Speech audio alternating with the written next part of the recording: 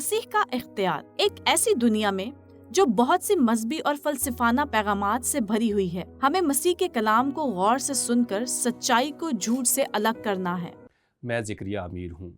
یہ اصول مرکز کی انجیل میں درج ایک بہت ہی خاص واقعہ یسوع کی صورت کا بدل جانا سے لیا گیا ہے۔ یسوع کی صورت بدل جانے کے بارے میں ہے، ہم مرکز کی انجیل کے 9ویں باب کی 2 سے 4 آیت میں پڑھتے ہیں۔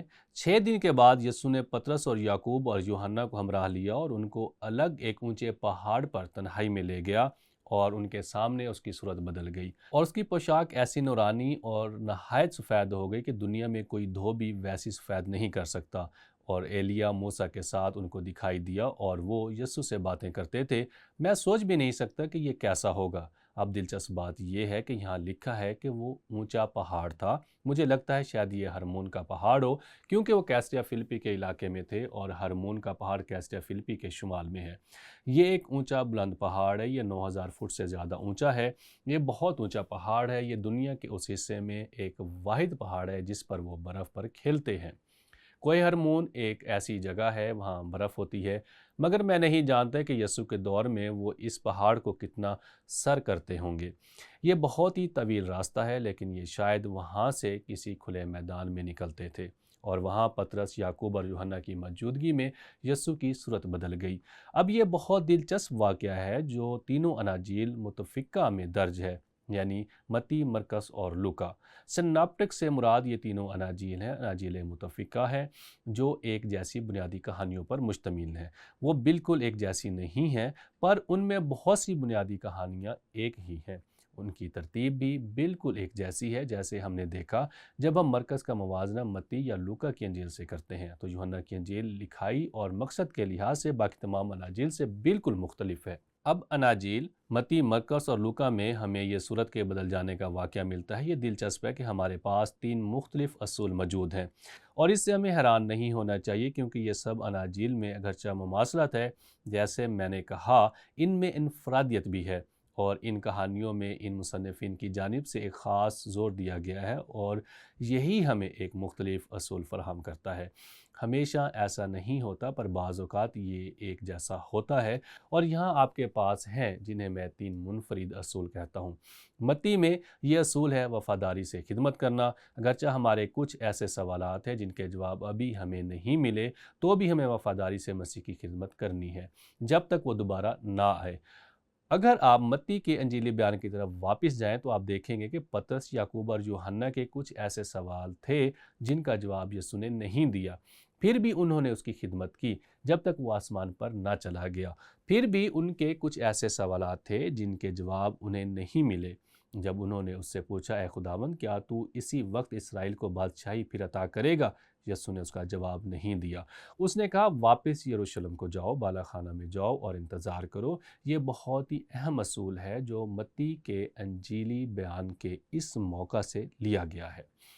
جب آپ لوکا کی طرف بڑھتے ہیں تو ایک اور اصول ملتا ہے، میں اسے روحانی نظم و ضبط کہتا ہوں۔ ہماری انسانی کمزوریوں کے باوجود بھی مسیح ہوتے ہوئے ہمیں خود کو منظم کرنا چاہیے تاکہ بائبل مقدس کے مطابق سوچ اور رد عمل پیش کر سکیں۔ اب لوکا کے انجیلی بیان میں بھی یہ موجود ہے کہ یسوع ایک جگہ پر گیا اور رکا اور دعا کی، اور کیا ہوا؟ شاگرد گہری نیند سو گئے، اور جب وہ سو رہے تھے اس کی صورت بدل گئی۔ یہ کسی حد تک ویسا ہی لگتا ہے جیسا گثسمنی باغ میں ہوا، کیونکہ پطرس، یعقوب اور یوحنا سو گئے تھے جب یسوع دعا کر رہا تھا۔ وہ آیا تو یاد ہے اس نے کہا، کیا تم میرے ساتھ ایک گھڑی بھی نہ جاگ سکے؟ یہاں اس پہاڑ پر جہاں یسوع کی صورت بدلی وہ پھر سے سو گئے تھے، اور جب ایسا ہوا پطرس فوراً سے جاگ اٹھا۔ باقی سب بھی جاگ گئے، پر وہ چونکے ہوئے تھے۔ ہم اس بارے میں بہت دلچسپ انداز میں مرکز 9 باب اس کی 5ویں اور 6 آیت میں پڑھتے ہیں۔ پطرس نے یسوع سے کہا، ربی، ہمارا یہاں رہنا اچھا ہے، بس ہم 3 ڈیرے بنائیں، ایک تیرے لیے، ایک موسیٰ کے لیے، ایک ایلیا کے لیے، کیونکہ وہ جانتا نہ تھا کہ کیا کہے، اس لیے کہ وہ بہت ڈر گئے تھے۔ تو یہاں ہمارے پاس وہی پطرس موجود جس نے پہلے گواہی دی تھی کہ یسوع مسیح ہی زندہ خدا کا بیٹا مسیح ہے۔ کسی حد تک ابھی وہ اپنی حماقت سے باہر آ رہا ہے۔ وہ یسوع کو پرانے عہد نامے کے نبیوں کے زمرے میں رکھ رہا ہے، ایلی اور موسیٰ کے ساتھ جو اسے دکھائی دیے۔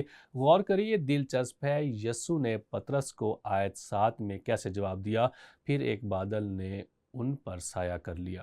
میں تصور نہیں کر سکتا یہ کیسا ہوگا۔ اور اس بادل میں سے آواز آئی کہ یہ میرا پیارا بیٹا ہے، اس کی سنو۔ میں اس کو بہت واضح طور پر بتا رہا ہوں، لیکن روح میں سمجھتا ہوں خدا کہہ رہا ہے پطرس چپ ہو جاؤ اور خاموش رہو، تم الجھن کا شکار ہو اور ابھی بے وقوفی سے جاگے ہو، خاموش رہو، کیونکہ میں چاہتا ہوں کہ تم سب آدمی یسوع مسیح کی سنو، اس کی سنو، اور جو تعلیم وہ دے رہا ہے وہ سنو، اور دیکھو وہ تمہیں کس لیے تیار کر رہا ہے۔ اب پطرس نے گواہی دی کہ وہ خدا کا بیٹا تھا، مگر کیا یہ دلچسپ نہیں ہے کہ ان آیات میں وہ اس حقیقت کی جانب واپس جاتا ہے، ربی ربی، جس کے معنی ہے استاد۔